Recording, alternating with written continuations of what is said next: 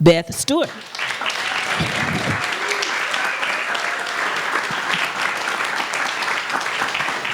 Thank you. That was a great introduction.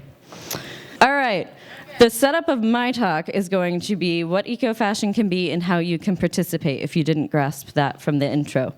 So this is the current state of the mainstream fashion industry. 13 million tons of textiles are trashed each year. The average American trashes nearly 65 pounds of textiles each year, a lot of which is still perfectly reusable. There are also rampant unethical practices. At least 112 people were killed over Thanksgiving weekend when a fire tore through a multi-level garment factory outside Dhaka, Bangladesh. Over 500 workers have been killed in fires similar to this, based solely on the unsafe working conditions and regulations for available exits. So next, the common misconceptions on what people think eco-fashion is. The number one is that it's not realistic. It's not durable or washable, and it's made out of waste and not textiles, such as this, quote, designer dress made out of Jimmy John's sandwich wrappers.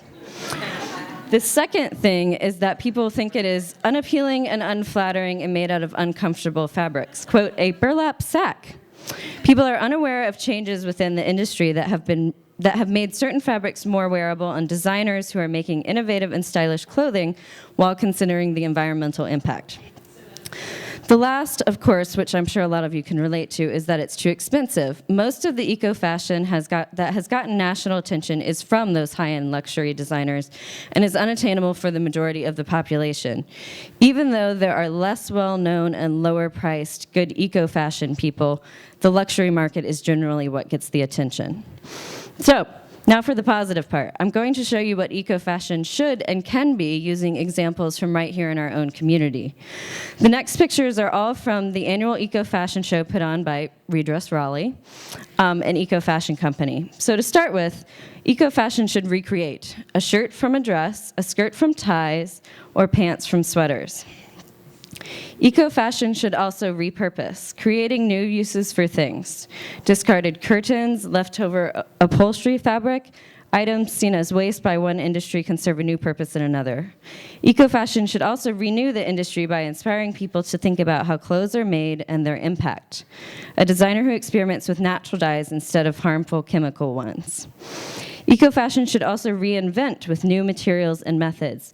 Take the company Tierra Ideas, for example, who uses old materials but puts them together in new methods, like recycled bike inner tubes and airplane seat fabrics, creating these awesome stylish bags. Eco-fashion should also reimagine the definition of fashion, retail a store, and build a better industry. What if we had multiple designs and clothing choices for eco-friendly apparel and accessories? What if we had racks full of options that are actually good for the earth? Eco-fashion should also re-energize, perhaps with a creative spark of inspiration, an industry that thrives on technology and new ideas.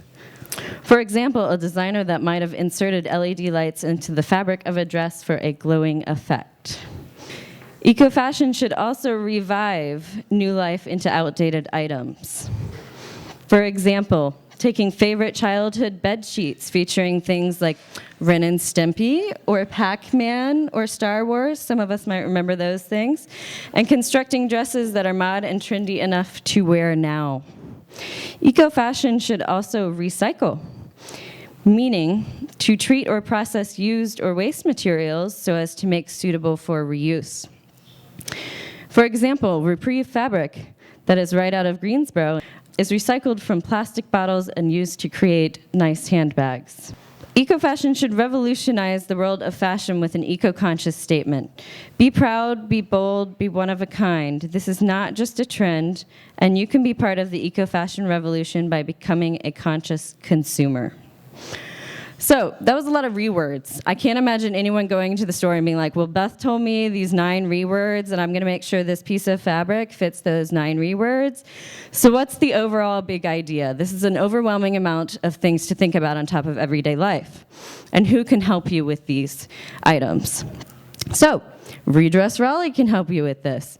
You don't have to know everything about every little thing, like all of the waste that clothing produces, or the water, or the chemicals involved, or where it's from. That's way too much for one person to remember, so we are here to help you. It's also not a good idea to just throw everything in your closet out. That's not really very green either. So you need to ask yourself 2 questions. Where can I find the eco-fashion, and how can I learn about it? So the first, where can I find it? Redress Raleigh has an annual eco-fashion show that will show you the hottest and latest in eco-fashion that is wearable, accessible, and innovative. You can buy items off the runway and see that each year. Redress Raleigh also empowers and educates. We will show you how to mend and tailor your clothes. We will also equip you with the knowledge to make eco-conscious choices, from the materials your clothes are made out of to their upkeep. So, this leads to the even bigger big picture, which is engaging key players in the industry, from the boutique owners to the designers to the consumers to the cut and sew factories, engaging these people in a dialogue to talk about the impact of their designs in the fashion and textiles industry. So again, we must focus on you and how you can get involved and why this matters to you. This is how you can get involved: by attending the Redress Eco Fashion and Textiles Conference happening next March.